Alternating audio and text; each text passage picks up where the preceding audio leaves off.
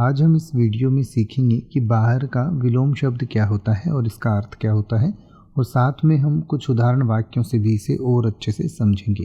तो सबसे पहले बाहर का अर्थ समझते हैं। बाहर का अर्थ होता है जो किसी चीज़ के अंदर ना हो, यानी कि इसको आप इंग्लिश में आउटसाइड कह सकते हैं। तो आउटसाइड को हिंदी में हम बाहर कहते हैं। तो बाहर का विलोम शब्द यानी कि विपरीतार्थक शब्द होगा भीतर या अंदर। और भीतर या अंदर का मतलब होता है जो किसी चीज़ के बाहर ना हो, यानी कि इसको आप इंग्लिश में इनसाइड कह सकते हैं।